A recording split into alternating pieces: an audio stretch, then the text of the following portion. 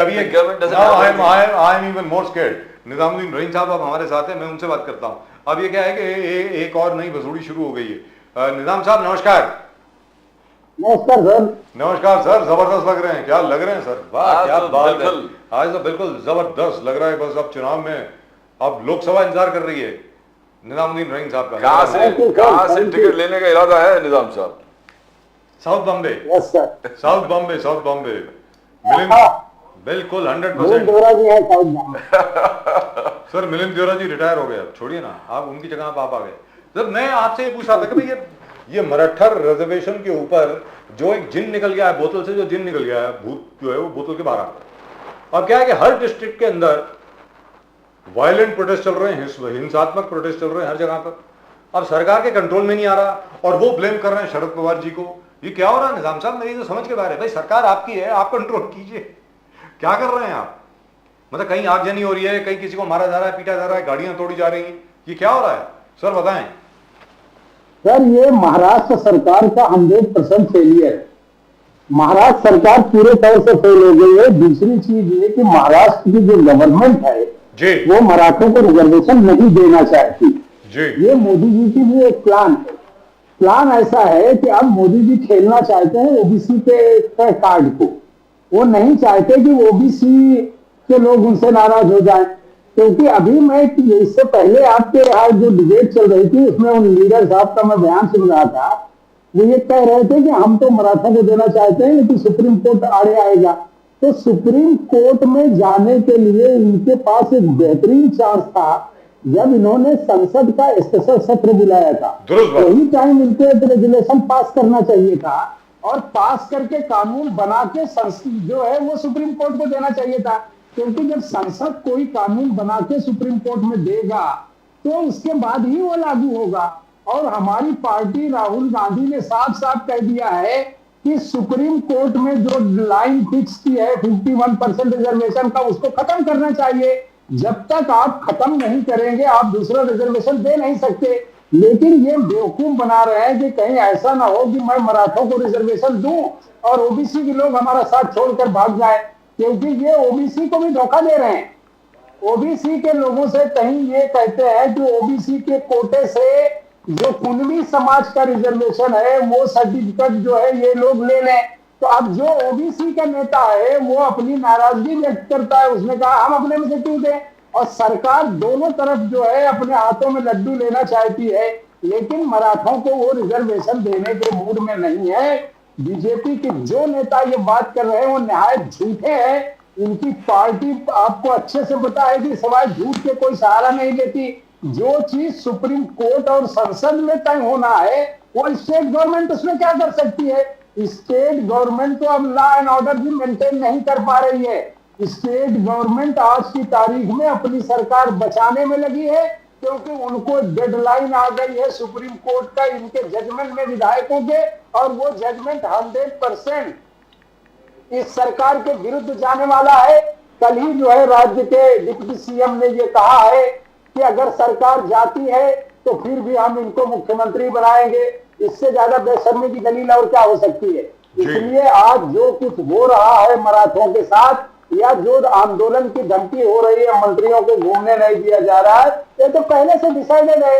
इसी माहौल खराब करके और लोगों को पोलराइजेशन करके और दलितों को और ओबीसी को ये दिखाने की कोशिश हो रही है कि हम मराठों को हमने रिजर्वेशन नहीं दिया तो मराठों को साइड लाइन करो और ओबीसी के सारे लोग। लेकिन आज जो निजाम साहब जो आज मुख्यमंत्री जी ने जो एक अनाउंसमेंट करी है, घोषणा जो एक आज करी है, मुझे तो उससे और खतरे का अंदेशा लग रहा है।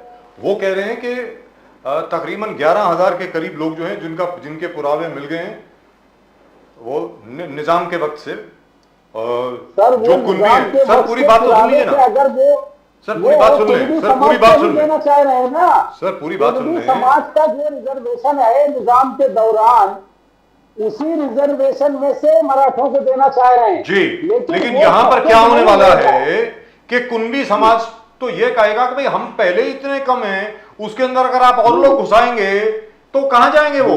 ये आंदोलन तो और बढ़ने वाला है इसका मतलब निजाम साहब। सर ये आंदोलन ये जानबूझ के बढ़ा रहे हैं, क्योंकि मैंने आपसे कहा कि ये जो है ओबीसी को रिजर्वेशन देना नहीं चाहते, ये चाहते हैं सारी इनको मराठों को, और वो ओबीसी कार्ड खेलना चाहते हैं। क्योंकि आपने पिछले 1 साल में प्रधानमंत्री की रैलियों में और प्रधानमंत्री के भाषण और इनके जब आपने देखे होंगे कि अब उनके पास कोई कार्ड नहीं बचा है, तो अब इस रिजर्वेशन के माध्यम में चूंकि कांग्रेस और राहुल गांधी दोनों ने खुलकर ये बात कह दिया है कि देश में जिसकी जितनी हिस्सेदारी भागीदारी है उतना उसको सत्ता में मिलना चाहिए, और अगर सत्ता में मिलेगा तो फिर उसका जो अधिकार बनता है हर चीज में मिलेगा।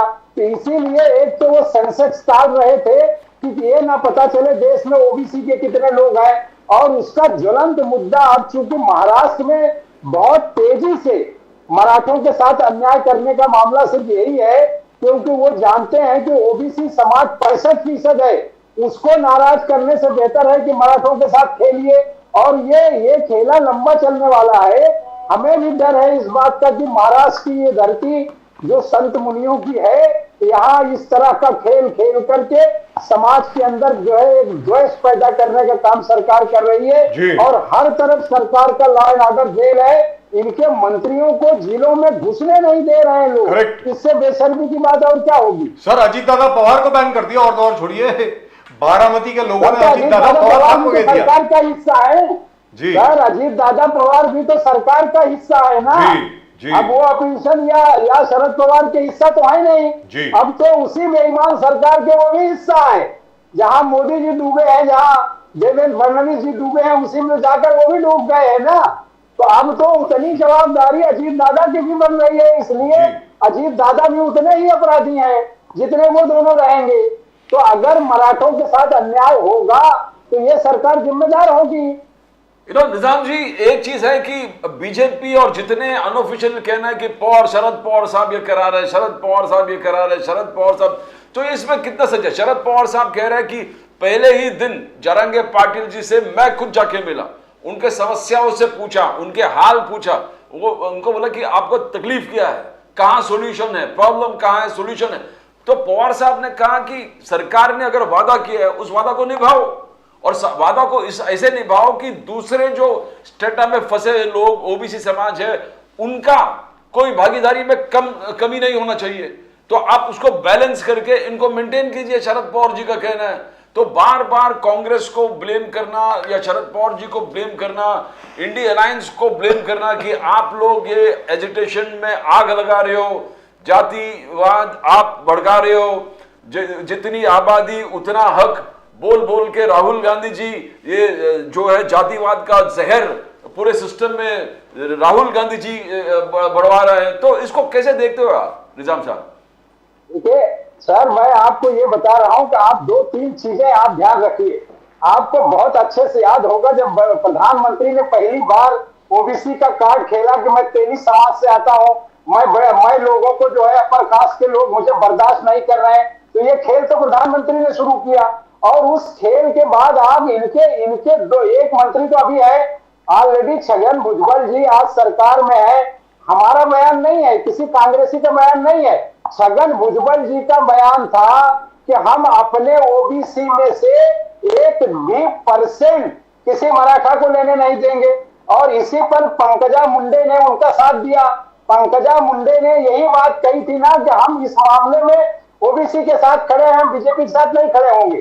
तो ये ड्रामा, ये पूरा खेल शरद पवार को बदनाम करने की बात है। शरद पवार महाराष्ट्र के लीडर हैं और उनका हर समाज में पकड़ है। उनकी जवाबदारी बनती है कि अगर कहीं आंदोलन हो रहा है, कहीं धरना प्रदर्शन है, अगर वो जाते हैं, मिलते हैं, तो उसमें कोई चोरी की बात तो है नहीं। अगर शरद पवार मराठों के रिजर्वेशन के लिए बात करने जाते हैं तो क्या बुराई है? लेकिन शरद पवार की ये भी जवाबदारी है कि ओबीसी की रिजर्वेशन को बचाना भी उनका काम है, क्योंकि उनके साथ जो एलआई काम कर रहे हैं, जो एलआई उनके साथ आगे चुनाव में जाने वाले हैं, वहां ये मुद्दा हमारे लीडर ने साफ तौर पर कह दिया है। और ये कहना कौन सा गुनाह है या कौन सा धोखा है कि भाई जिसकी जितनी ताकत है उतना उसकी हिस्सेदारी मिलना चाहिए। ये सेंसेक्स का काम तो वो भी कर रहे हैं ना, उनको भी सेंसेक्स लाना है महिला रिजर्वेशन पे, आपने देखा।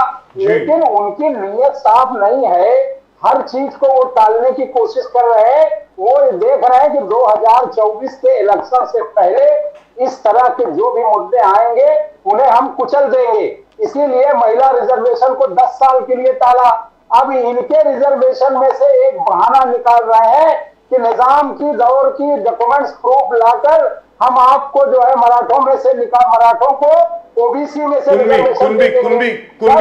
में रिजर्वेशन दे देंगे। जी हाँ, वही ओबीसी में ही है ना कुंभी समाज। जी, ओबीसी में कुंभी समाज है, इसलिए उसी ओबीसी में से कुंभी समाज के नाम पे मराठों को रिजर्वेशन देने की बात कर रहा है। और देने का नहीं बल्कि विदर्भ के कुछ बड़े लोगों को उस रिजर्वेशन की सर्टिफिकेट मिल गई है, जिसमें मुंबई और महाराष्ट्र की पुलिस के एक बड़े अधिकारी का भी नाम है जिसके पास सर्टिफिकेट आ चुकी है। तो ये एक बड़ा खेल है सर, ये बड़ा खेल है। लेकिन राणे साहब ने भी कहा है, वो तो राणे साहब ने भी कहा है कि ऐसा है। लेकिन जब कुंभी समाज, देखिए इनके जो नेता हैं इनको तत्काल सरकार से इस्तीफा देके बाहर जाना चाहिए। भुजबल साहब क्या कर रहे हैं, या तो सत्ता की दलाली में चिपके हुए हैं या तो उन्हें इस्तीफा देके बाहर जाना चाहिए। पंकजा मुंडे जी को तुरंत इस्तीफा देना चाहिए। अगर वो जो है सपोर्ट में है इसके ओबीसी रिजर्वेशन के, तो मराठों को उसके रिजर्वेशन में से कैसे देंगे। और जब सरकार ने वादा किया है तो तय सरकार को करना है। सरकार को यह तय करना है कि सुप्रीम कोर्ट में जो उसके जो क्राइटेरिया बनाया है उन्होंने 51% का, तो जब इन्होंने संसद का विशेष सत्र बुलाया था तो देश को इन्होंने गुमराह किया, क्योंकि उस वक्त ये कहा गया था कि ये स्पेशल सत्र, आपको याद होगा कि फडणवीस जी ने यही कहा था कि हमारी डबल इंजन की सरकार सत्ता में अभी है और हम जाकर ये जो स्पेशल सत्र हो रहा है इसी में जो है इसको हम तय करेंगे। तो वो तो पूरा का पूरा खत्म हो गया और उसमें उन्होंने तय नहीं किया, तो वो एक डेडलाइन उन्होंने खत्म किया। जब ये आंदोलन ज्यादा भड़क गया और आज जो है महाराष्ट्र को नुकसान हो रहा है, तो आप उल्टे सीधे बयान दे रहे हैं, रास्ता निकालने की बात कर रहे हैं। अरे भाई, आपकी केंद्र में सरकार है, एक एक रात में आपने कई ऐसे जीआर पास किए हैं, कई ऐसे ऑर्डिनेंस लाए हैं कि जो रात के 12 बजे ऑर्डिनेंस ला के आपने लोगों को परेशान किया है। तो एक ऑर्डिनेंस ले आइए ना कि जो हमने संसद में पास किया है 51%, उसको हम 70% कर रहे हैं, उसमें से आप रिजर्वेशन दीजिए। हम बिल्कुल फेवर में है कि ओबीसी के रिजर्वेशन को बगैर नुकसान पहुंचाए आप मराठों को जरूर रिजर्वेशन दें, उसके लिए कानून बनाए। आप कानून बनाने के बजाय महाराष्ट्र की जनता को आप धोखा दे रहे हैं। आप जो है कुंभी समाज में से उनका सर्टिफिकेट दे दीजिए, कल आप कहेंगे कि भाई ओबीसी में मुसलमान आ रहा है उसको भी कट कर दीजिए, कल दूसरे समाज को आप कट कर देंगे। तो बजाय आप रास्ता खोजने के आप लोगों को धोखा दे रहे हैं। तो निजाम साहब, चलिए ये बात तो रही, जहां तक मराठा आरक्षण का प्रश्न है, यहाँ तो मुझे लग रहा है कि सरकार जो है उसके लिए बहुत गंभीर समस्या हो गई है सामने, कि किसी को ये अपेक्षा नहीं थी कि ये आंदोलन इतना बड़ा हो जाएगा। क्योंकि मराठा समाज तो ठीक है, उसमें से कुंभी भी हैं, दंगड़ भी हैं, और प्रदीप जी उसमें कोली भी हैं, कोली भी हैं उसमें, और तो और छोड़िए, उसमें एक और भी समाज है ना, वो आगे दंगड़ हो गए, अलग अलग मराठा हो गए, कोली हो गए, बिल्कुल सर, बहुत सारे। और तो और छोड़िए, धोबी समाज भी अब कह रहा है कि भाई हमें दीजिए, सीधी सादी बात है। तो उसमें it is become a mess actually speaking, because everybody is come out, हर कोई बाहर आ गया। अभी माली समाज है, वो सब लोग कह रहे हैं कि भाई हम, जैसे आपने कहा कि भुजबल साहब ने कहा कि 1% भी नहीं जाएगा हमारे रिजर्वेशन से। तो I think it's going to be very difficult for the government to control this. लेकिन एक चीज है सर, अभी लेटेस्ट सर्वे जो आया है, जो 5 स्टेट अभी चुनाव में जाने वाले हैं, तकरीबन हर स्टेट में, मिजोरम को छोड़ के हर जगह पर कांग्रेस आगे है सर। तेलंगाना में भी आप आगे हैं सर। मैं बिल्कुल 100%, मैं तो कह रहा हूं कि हम 5 राज्य भी जीतने वाले हैं। लेकिन आपको एक चीज मैं ये बताना चाह रहा हूं कि सर, ये रिजर्वेशन जो है सिर्फ भारत में ही नहीं है, दुनिया की तमाम कंट्रीज में रिजर्वेशन है। सिर्फ दोनों में फर्क है कि वहां कोटा सिस्टम नहीं है, हमारे यहाँ कोटा सिस्टम है। तो ये जो खेल रहे हैं, ये फंस रहे हैं खुद। ये किसी ने नहीं कहा भाई सरकार दोनों जगह इनकी थी, तो इनको प्रॉमिस नहीं करना चाहिए। अब जब प्रॉमिस किया है इन्होंने तो इनको फुलफिल करना चाहिए। लेकिन इनको ये डर है कि अगर हम इस खेल को खेलते हैं तो जैसे अभी 5 राज्यों में ये साफ होने वाले हैं, ऐसे ही ये 2024 में साफ हो जाए, इसलिए जो है इस तरह की चीजें ला रहे हैं। अब धार्मिक इशू लाएंगे, दंगे कराएंगे, लोगों को जो है मॉब लिंचिंग में मारेंगे, इनके पास इसके अलावा कुछ धार्मिक तो छेड़ ही दिया है निजाम साहब, छेड़ दिया है। अमित शाह जी ने रैली में कहा कि 22 जनवरी 2024 में राम मंदिर का भव्य जो बोले प्राण प्रतिष्ठा होगा। बोले कि नरेंद्र मोदी जी ने राम मंदिर के लिए इतना बलिदान, त्याग, मेहनत, और उन्हें आगे जाके 550 साल के बाद राम मंदिर का पुनर्निर्माण हो रहा है, तो एक बहुत बड़ा इवेंट है। और मोदी जी, और आगे जाके वो बोलते हैं, सुनिए मुझे साहब, आगे जाके अमित शाह जी कह रहे कांग्रेस ने हमेशा राम मंदिर का निर्माण का विरोध किया है, हमेशा अड़चने डाले हैं, हमेशा तकलीफें दिए हैं। तो निजाम साहब, ये आप जो कह रहे हैं वो तो हो ही रहा है, जनवरी से होगा और मई में इलेक्शन है। देखिए सर, कोई भी आदमी, कोई भी भारतीय इस बात का विरोध नहीं कर रहा है कि हिंदुस्तान में और अयोध्या में भव्य मंदिर ना बने, कोई विरोध नहीं कर रहा। और अगर ये भव्य मंदिर राजनीति के लिए हो रहा है तो आप देखिए कि इसमें कितना आंदोलन जो है प्रधानमंत्री स्वयं किया, कितना जो है अमित शाह ने, उनके घर के लोगों ने कुर्बानी दी। कुर्बानी तो बेचारे वो लोगों ने दिया जो मारे गए, जिनके घरों को कॉम्पनसेशन नहीं मिला। ये लोग तो मस्ती काट रहे थे तब भी, आज भी आप देखिए कि जो लोग आंदोलन में गए, अमित शाह जी का बेटा क्यों नहीं आंदोलन में था, क्यों नहीं राम मंदिर मूवमेंट में हो गया, क्योंकि मोदी जी की तो कोई वंश औलाद है ही नहीं, लेकिन बाकी के लोग भी क्यों नहीं गए। ये तो राम के भक्तों का कमाल है। और देश की जो संस्कृति है, आपने देखा कि एक बड़ा तबका जो इसके विरोध में था, जो लड़ रहा था कोर्ट में, कोर्ट का फैसला आने के बाद उन्होंने कोई आंदोलन नहीं किया। ये अपनी पीठ नहीं थपथपा सकते कि हमने ये किया। अगर इन्होंने किया तो देश की सुप्रीम कोर्ट को बंद कर देना चाहिए। सुप्रीम कोर्ट जो हमारे देश की न्यायपालिका का उच्च स्तर है, उसने जो है ये दिया। और मैं हिंदू भाइयों को बधाई देता हूं कि वो जो है अपने आस्था के महापुरुष का मंदिर निर्माण करे, जैसा चाहे, उसमें किसी को कोई विरोध नहीं है। लेकिन बीजेपी उसका इस्तेमाल चुनाव के लिए करेगी।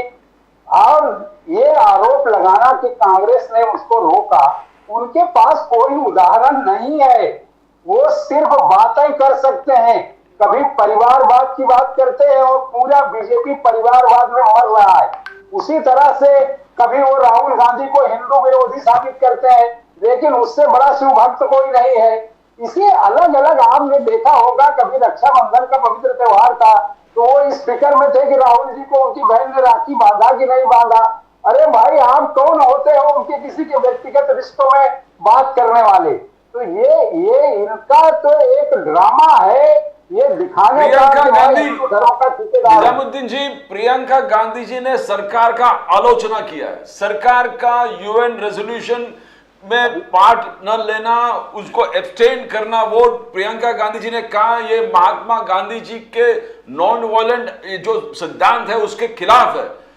उन्होंने कोट कर दिया कि eye for eye makes the whole world go blind. Priyanka Gandhi ji ने कोट महात्मा गांधी जी के किया, बोले कि हमको एब्सटेन नहीं करना चाहिए था हमको। बट बीजेपी का कहना है कि हमने हमास, उस रेजोल्यूशन में हमास एज आतंकवादी ऑर्गेनाइजेशन नहीं लिखा, उसका डिटेल नहीं दिया था, इसलिए एब्सटेन किया। तो ये कैसे प्रियंका गांधी जी का इसका कहना, इंटरनेशनल एक इवेंट जो हुआ और एब्सटेन हुआ, तो आप कैसे देखते हो? सर, मोदी जी, मैंने पिछली डिबेट में ये कहा था कि मोदी जी हमेशा इजराइल के साथ रहे हैं। मोदी जी का व्यक्तिगत रिलेशन इजराइल के सरकारों के साथ रहा है। आपने देखा होगा कि जासूसी के वो सारे यंत्र इजराइल से उन्होंने अपोजिशन को खत्म करने, उसकी जासूसी करने के लिए मंगाए, ये पूरा देश देखा, लेकिन उसमें आज तक कार्रवाई नहीं हुई। इसलिए देश के लोगों को इस बात का शक है कि इजराइल के मामले में मोदी की पॉलिसी क्लियर नहीं है। दुनिया का कोई भी आदमी आतंकवाद का सपोर्ट नहीं करता। हमास जो कुछ कर रहा है उसको किसी ने पहले दिन जस्टिफाई नहीं किया, लेकिन बजाय आप फिलिस्तीन की बात करने के अगर हमास की बात करेंगे तो जो फिलिस्तीनी मारे जा रहे हैं वो कौन है, और जो मार रहे हैं क्या वो आतंकवादी नहीं है? क्या उनका दुनिया में आतंकवाद से संबंध नहीं है? और उनका बाप जो अमेरिका है वो खुद आतंकवादी है। पूरी दुनिया के इश्यूज को वीटो कर रहा है और वीटो करके जो है वहां आतंक फैला रहा है। क्या वो आतंक नहीं है? अगर आपको ये दिखता है कि एक ने आतंकवाद किया तो उसको दुनिया ने समर्थन नहीं किया, लेकिन जो दूसरा आतंक है पूरी दुनिया के 50 से 60 कंट्रीज इस बात को कह रहे हैं, लेकिन उसके बावजूद भी रोज बेगुनाहों का जो कत्ल हो रहा है उसको कौन जस्टिफाई करेगा? उसके लिए कितनी बार प्रधानमंत्री ने बात किया। इसी को मदद करना। लेकिन निजाम साहब आखिर में देखिए साहब, ऐसा है आखिर में मिनिस्ट्री ऑफ एक्सटर्नल अफेयर्स ने जो भारत की पुरानी पोजीशन रही है उसके ऊपर वो अड़िग रहे हैं कि भाई भारत हमेशा आज अडिग रहे, जब पूरी दुनिया में उनकी थूथू हुई, बेइज्जती हुई, तब अडिग रहे। उससे पहले का स्टेटमेंट प्रधानमंत्री का ये है ना, सबसे पहले अधिकारी का बयान नहीं है। करेक्ट, लेकिन जो देश के प्रधानमंत्री का बयान है ना। अरे भाई हमने प्रधानमंत्री चुना है देश का। निजाम साहब आखिर में भारत की एक नीति रही है 1947 से लेकर के आज तक। 1948 में इनफैक्ट जब इजराइल की स्थापना हुई थी भारत ने उसके खिलाफ वोट किया था यूनाइटेड नेशंस में। लेट्स बी वेरी क्लियर, क्यों वोट किया था खिलाफ? अभी क्यों नहीं किया सर? क्यों किया था सर? पूरी बात तो सुन लीजिए, पूरी बात तो सुन लीजिए। भारत का, पंडित नेहरू का, विजय लक्ष्मी पंडित जी का ये मत था कि वो फिलिस्तीनियों की जगह है, वो देश फिलिस्तीनियों का है, वहां पर पहले से लोग रहते हैं, उसको उठा करके आप ये किसी और को दे दें कि भाई 2000 साल पहले यहां पर आपका मुल्क हुआ करता था तो अब इसको दे दीजिए, तो ये गलत है। ये भारत का उस वक्त का था। आज भारत की नीति तकरीबन वही है, एक्सेप्ट कि भाई इजराइल और फिलिस्तीन जो है दोनों शांतिता से अपने साथ रहें, शांतता से एक दूसरे के साथ रहें। फिलिस्तीनियों को अपना आजाद मुल्क मिलना चाहिए, ये भारत की नीति रही है और आज भी वही है। जो मर्जी कुछ भी कह ले उससे कोई फर्क नहीं पड़ता है, सीधी बात है। और आज जो एब्सटेन किया यूनाइटेड नेशन जनरल असेंबली में, वो इसलिए एब्सटेन किया है कि आपने टेररिज्म को कंडेम नहीं किया, इसलिए उस रेजोल्यूशन में टेररिज्म का कंडेमनेशन नहीं है। खैर वो अलग बात हो गई। सर मैं आपसे जानना चाह रहा हूं कि जैसे अभी आपने कहा कि सुप्रीम कोर्ट की वजह से राम मंदिर बना, बिल्कुल ठीक है, लेकिन यहां पर आपको तो क्रेडिट लेना चाहिए निजाम साहब। बाबरी मस्जिद के किवाड़, राम मंदिर के किवाड़ आपने खुलवाए, शिलान्यास आपने करवाया, तो अगर राम मंदिर बनाने का क्रेडिट किसी को मिलता है वो तो कांग्रेस पार्टी को मिलता है निजाम साहब। सर देखिए, कांग्रेस कभी किसी धर्म के विरुद्ध नहीं रही है जी, क्योंकि ये सारे मामला कोर्ट में थे और पूरे हमेशा कोर्ट में चले। कोर्ट में उसके बाद का जो जजमेंट आया आपके सामने है, हमारे सामने है, देश के सामने है। हम इस देश के नागरिकों को सलाम करते हैं कि इतने बड़े जजमेंट के बाद इस देश में कहीं क्यों नहीं हुआ, तो उसका ये कारण नहीं था कि सरकार ने बहुत बढ़िया लॉ एंड ऑर्डर अरेंजमेंट किया था, बल्कि इसलिए कि देश के संविधान में नागरिकों को विश्वास था और उन्होंने इसे मान लिया। बाकी सबको अच्छे से पता है कि जजमेंट कैसे आया। तो इसके लिए हमारी पार्टी का एक फैसला है कि सारे धर्मों की जो है हम इज्जत करते हैं, सारे धर्मों के लिए ये देश सारे धर्मों के लोगों के लिए है। इसलिए कांग्रेस हमेशा से उसकी कोशिश होती है कि किसी भी तरह का ऐसी कोई चीज नहीं हो जिससे कभी एक संप्रदाय के, किसी भी एक संप्रदाय को कोई तकलीफ पहुंचे। लेकिन हिंदू मुस्लिम तो हो गया ना सर। जैसे प्रदीप जी ने अभी कहा कि 22 जनवरी को रामलला मूर्ति की स्थापना होने वाली है, प्राण प्रतिष्ठा होने वाली है, उसको लेकर के बहुत जोर शोर से क्रेडिट दिया जा रहा है। सर मैं ये कह रहा हूँ कि जो संवैधानिक चीजें हैं जी, संवैधानिक चीजों का दायित्व निर्वाह करना चाहिए। आपने नई पार्लियामेंट बनाई, आपने साधु संतों के साथ जो है जिस तरह का आपने दिखाने की कोशिश किया, ये भारत की परंपरा थी। आपने राष्ट्रपति को निग्लेक्ट किया। आप महिला सशक्तिकरण की बात करते हैं, पहली बार महिला जो है आपके दल से राष्ट्रपति बनती है, आप उसका इतना अपमान करते हैं कि वो उसकी हेड है इस देश की और वो नहीं जा सकती। और अभी भी यही सब ड्रामा होगा, आप देखिएगा। निजाम साहब हाल ही में 2 दिन पहले मल्लापुरम में, केरल के मल्लापुरम डिस्ट्रिक्ट में मुस्लिम समाज सब एकत्रित हुए थे और उस फंक्शन में पैलेस्टाइन जो समर्थन के लिए उसमें हमास के टेररिस्ट के लाइव टेलीकास्ट किए और वो लाइव संबोधित किए वो पूरे ऑडियंस को। तो सरकार का एक स्टैंड है, क्या मुस्लिम समाज के कुछ लोग अपने ही स्टैंड लेके, जो हम कहते हैं कि हमास आतंकवाद टेररिस्ट ऑर्गेनाइजेशन है, यूएन ने कहा, हमारे देश के सरकार ने कहा, अलग अलग लोगों ने देश विदेश में कहा कि, तो क्या वो ठीक था कि हमास टेररिस्ट का लाइव टेलीकास्ट और सबको संबोधित करना, जैसे बजाज साहब कहते कल हफीज सईद का लाइव टेलीकास्ट करोगे, तो ये क्या सरकार जब एक निर्णय लेते हैं क्या सबको मानना चाहिए कि नहीं मानना चाहिए? देखिए, सरकार क्या निर्णय लेती है वो सरकार का काम है। अभी आपने हाफिज सईद की बात किया, आपको याद होगा कि मौलाना मसूद को छोड़ने कौन गया था? मौलाना मसूद को हवाई जहाज में बैठाकर पैसे लेके छोड़ने कौन गया था? किसकी सरकार थी? कौन प्रधानमंत्री था? कौन देश का विदेश मंत्री और गृह मंत्री था? ये उदाहरण देना बहुत आसान काम है सर, लेकिन पहले अपने इतिहास में झांक कर देखो कि हम कहां खड़े हैं। अभी इन्होंने ही किया ना, इनकी देन है ना, ये किसकी देन है? मौलाना मसूद जो हमारा दुश्मन है भारत का, जो सबसे बड़ा टेरर था, जिसने हिंदुस्तान में टेररिज्म को पहुंचाया, उसको छोड़ने कौन गया था? बीजेपी जवाब देगी क्या?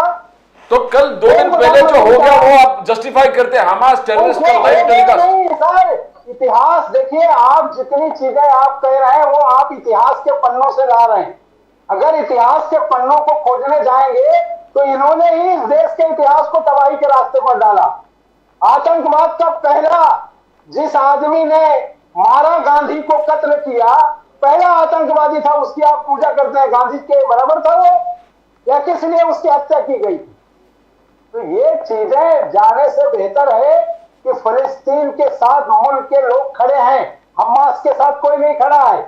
लेकिन निजाम साहब, सवाल तो ये है कि हमास का जो एक स्पोक्स पर्सन है, उसने वाया वीडियो कॉल लोगों को एड्रेस किया और वहां पे बड़े जिंदाबाद, हिंदुओं के खिलाफ भी, वो हिंदुओं के खिलाफ भी नारे लगे। कम्युनिस्ट गवर्नमेंट है वहां पर केरल में। मैं आपसे जानना चाहता हूं, आपकी व्यक्तिगत राय क्या है? क्या वो ठीक है? ऐसा करना क्या ठीक है किसी की सरकार के लिए? देखिए, मैं ही नहीं, मेरी पार्टी से लेके सभी लोग हमास का कोई सपोर्ट नहीं करता, हमास की गतिविधियों का कोई सपोर्ट नहीं करता जी। लेकिन जो लोग आज इस बात की बहस कर रहे हैं, उन्होंने कभी फिलिस्तीन के मासूम बच्चों पर आंसू बहाया? जो लोग इस बात के लिए आज सीना पीट रहे हैं, उन्होंने कभी फिलिस्तीन के मासूम बेटियों के लिए आंसू बहाया?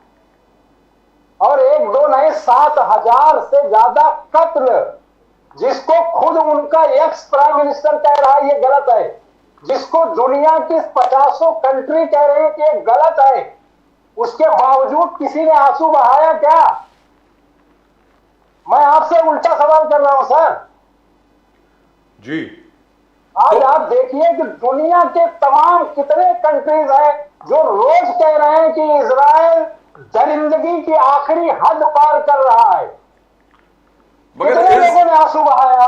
हमारे देश के सरजमीन पर अगर हमास के आतंकवाद यहां पर कुछ लाइव टेलीकास्ट हो तो आप उसको जस्टिफाई कर रहे हैं? ये मैं जस्टिफाई नहीं कर रहा हूं। हमारा जो है ब्रॉडकास्टिंग क्या कर रहा था? क्यों नहीं उसको जैमर लगाया? क्यों नहीं उसको अरेस्ट करने की बात की? आप तमाशा देखने के लिए लोगों को छोड़ते हैं। किसका काम था? वो सरकारों का काम है। अब वहां पर इंडिया अलायंस का सरकार है, इंडिया अलायंस है, सरकार का काम था, सरकार को चाहिए कार्रवाई करे। जी दुरुस्त बात है, लेकिन यहाँ पर एक और चीज है, एक और भी चीज है निजाम साहब जो आप भूल गए, मैं आपको याद दिला देता हूं। एक आरएसएस के बड़े सीनियर कार्यकर्ता हुआ करते थे और अपने आप को सीनियर जर्नलिस्ट कहा करते थे, अब दुनिया में नहीं। आपको याद होगा कि 2014 में या 2015 में वो पाकिस्तान गए थे। उनका नाम है वेद प्रताप वैदिक और वो मिले थे हाफिज सईद से। बेहतर जी। और हाफिज सईद से मिलने के बाद उनके खिलाफ कोई कार्रवाई नहीं हुई, मतलब कुछ नहीं, उनके ऊपर कार्रवाई नहीं हुई। उसके अलावा जिन चीजों को सुप्रीम कोर्ट ने कहा है कि हेड स्पीचेस और दूसरों को परेशान करने वालों पर कार्रवाई हो रही है क्या? जिस तरह की बात जो है वो यतीनंद और दूसरे लोग कर रहे हैं, ये कौन है? कितने ईमानदारी से वो देश के कानून को लागू कर रहे हैं। लेकिन इसका मतलब क्या हुआ? लेकिन निजाम साहब मैं आपसे पूछता हूं इसका मतलब क्या हुआ? ये पूरी बात सुन देखिए, लीजिए सर, मैं पॉलिटिकल बात कर रहा हूं, एक मिनट। इसका मतलब क्या हुआ? इसका मतलब ये हुआ कि यहां पर पोलराइजेशन होगा वोट्स का, डिवीजन होगा वोट्स का, एक तरफ हिंदू वोट कंसोलिडेशन और एक तरफ मुस्लिम वोट कंसोलिडेशन। मैं आपसे ये जानना चाहता हूं तो कांग्रेस की रणनीति क्या रहेगी? क्योंकि 22 जनवरी के बाद तो राम मंदिर की डुगडुगी हर जगह बजेगी, हर जगह पर, तो उसका राजनीतिक मुकाबला कांग्रेस कैसे करेगी? सर बताएं प्लीज। देखिए, अभी आप उससे पहले 3 दिसंबर को इस देश में मिनी चुनाव के रिजल्ट आ जाएंगे जी। उसके बाद आप खुद देखेंगे कि माहौल। Can we have one second? Can we have Nizam Saab on full frame, please? Because his frame seems to be cut off. जी मैं आपको बताएं। कल की एक घटना बता रहा हूँ जी सर। सरकार की घबराहट का ये आलम है कि कल कन्हैया कुमार मुंबई कांग्रेस में आए थे। जी कन्हैया कुमार देश में एक यंगेस्ट लीडर है जी। पूरे मुंबई पुलिस ने जिस तरह से पार्टी को, पार्टी के लीडरों को हैरान किया, परमिशन नहीं देंगे, रोड पर नहीं कर सकते, हॉल में नहीं कर सकते, आप ग्राउंड में नहीं कर सकते, लेकिन सारी जगहों पर किया। पब्लिक टूट कर आ रही है, टूट कर के चलो, क्योंकि आस्था का जो केंद्र है वो आस्था का केंद्र सिर्फ कांग्रेस है इस देश का। अब लोगों को इस बात का पता चल गया है कि हमने कांग्रेस को हटाकर, कांग्रेस की सरकार को नहीं बनाकर खुद के साथ अन्याय किया, देश के साथ अन्याय किया। तो ये डर कहीं नहीं है। आप धर्म का जितना चाहे प्रयोग कर लें, जितना लोगों को मारना चाहे मार लें, जितनी लीचिंग करना हो कर लें, लेकिन अब जनता जागरूक हो गई है। 3 दिसंबर के डिबेट में आपको मिलेंगे सर, जब अलग अलग राज्यों में हमारे एलआईओ के साथ बड़ी सरकारें आएंगी और देश में एक नया माहौल क्रिएट हो रहा है।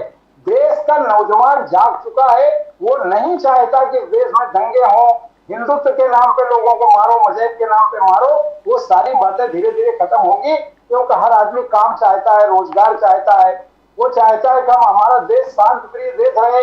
क्योंकि ये सदियों से 5000 साल से इसका इतिहास रहा है कि लोग हिंदुस्तान दुनिया के अलग अलग कंट्रीज से इसलिए आते थे कि यहाँ ऋषि मुनियों के बड़े अखाड़े हैं, ऋषि मुनियों के आश्रम है, यहाँ हमारी पवित्र नदियां हैं और यहाँ बड़े बड़े स्थान जो है धार्मिक है, इसलिए लोग आकर यहाँ शांति की खोज में आते थे।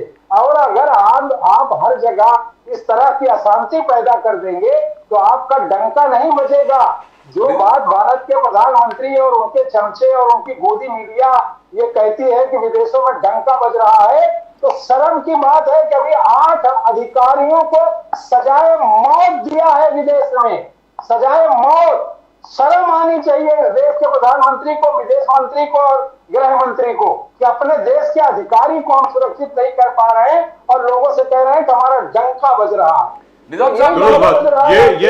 ये इस बात पर मैं आपके साथ सहमत हूं, इस बात पर मैं आपके साथ सहमत हूं। जो 8 हमारे नेवल ऑफिसर्स हैं उनको मृत्यु दंड दे दिया गया और हमारे विदेश मंत्रालय को मालूम तक नहीं था। मतलब इससे ज्यादा बड़ी विडंबना क्या हो सकती है? मेरे लिए तो कोई और चीज नहीं है। सर आप सोचिए, एक अपराधी पाकिस्तान में था, अमेरिका उसके घर के अंदर घुस के मार के ले गया ना जी। तो आप अपने 8 अधिकारी को बचा नहीं सकते और विदेश में आपका डंका बज रहा है। दुरुस्त बात, आई एग्री, दुरुस्त बात। फेलियर एक्सटर्नल अफेयर्स ये हाल है। देखिए सर, इनको सिर्फ सत्ता से मोहब्बत है।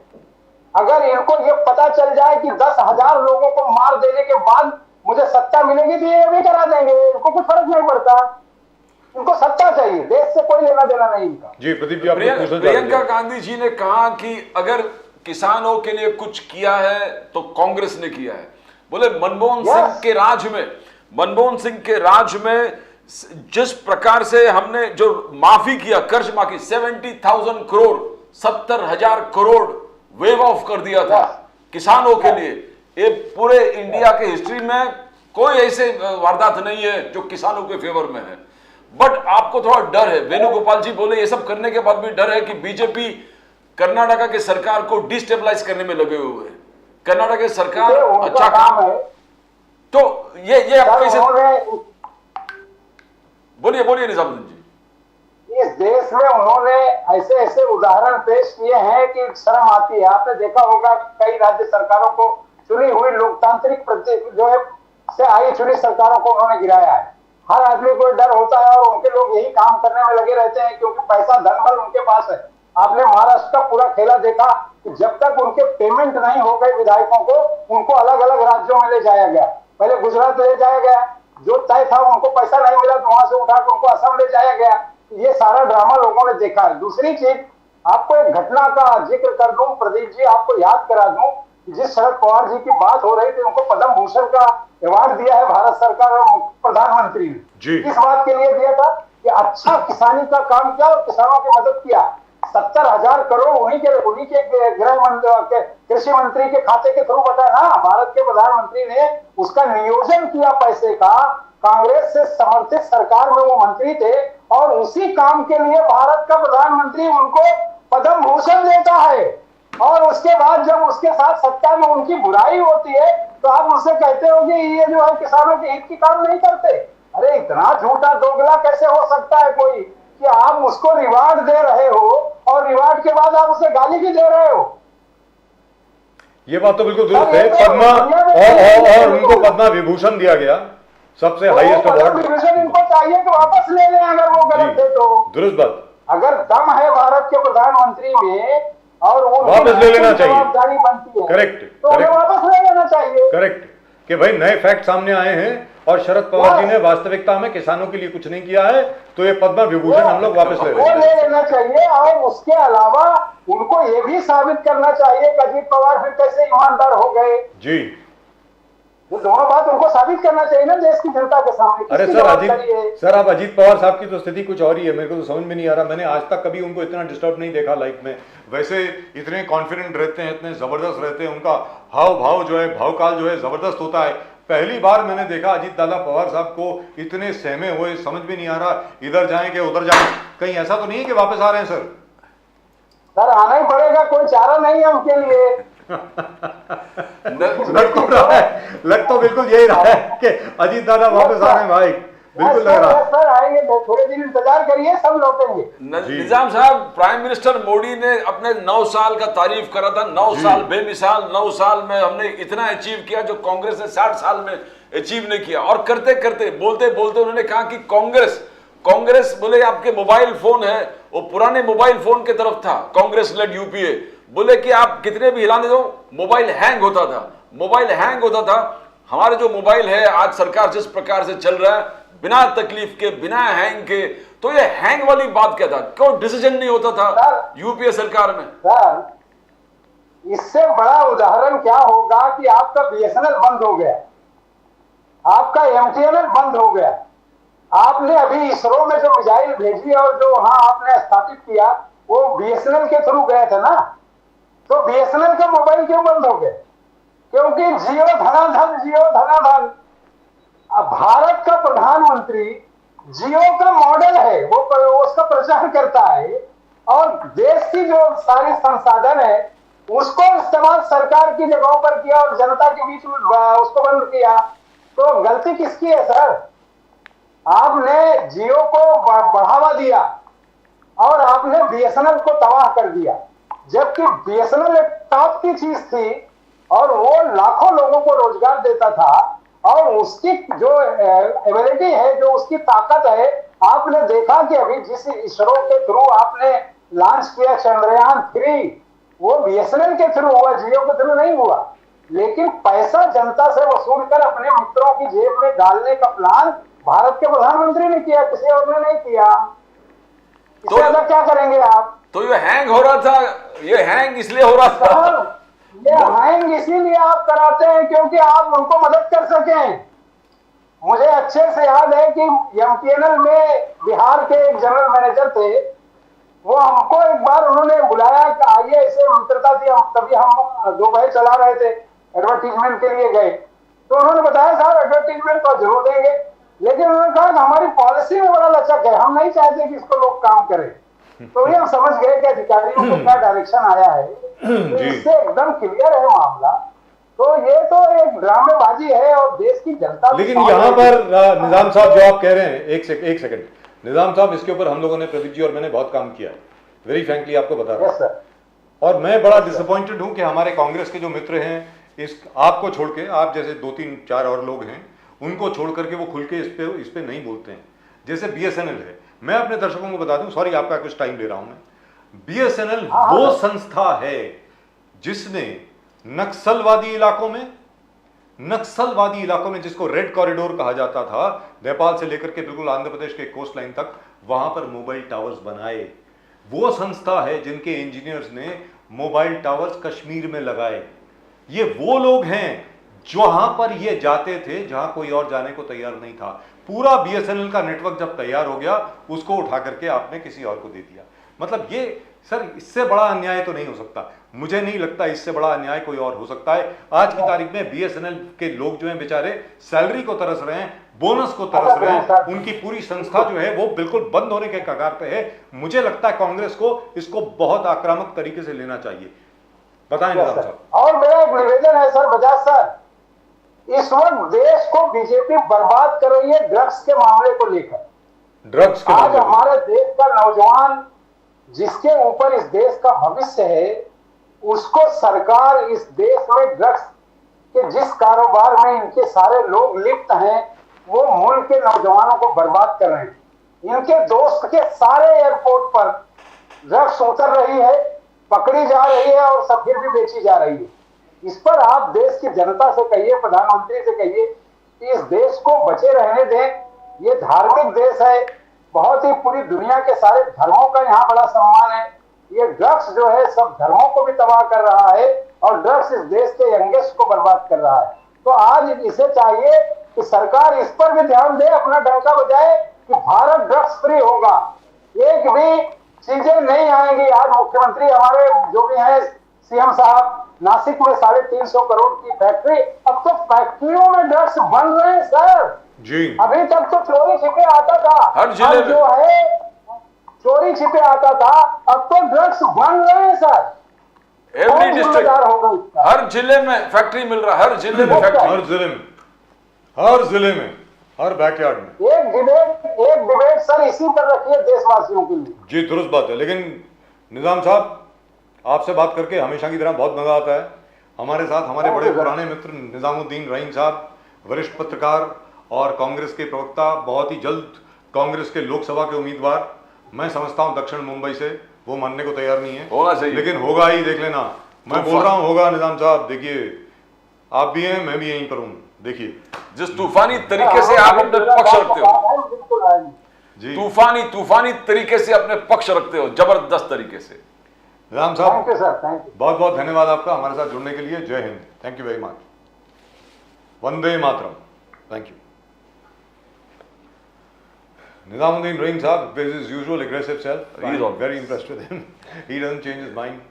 He's absolutely straight up front, takes up every question. Hey, try to dodge the question of Hamas, of course, but then one was able to pin him down. But I tell you what, nobody is really talking about it. Pradeep ji, I'm very frankly, I having observed, having been in Maharashtra for the last over 30 years, from 1993 up till today, I have never seen this kind of an all-around agitation before. Her district में, हर तालुका में, हर गांव में इस वक्त agitation चल रही है साहब. If they don't control it, it will really go out of hand. इस वक्त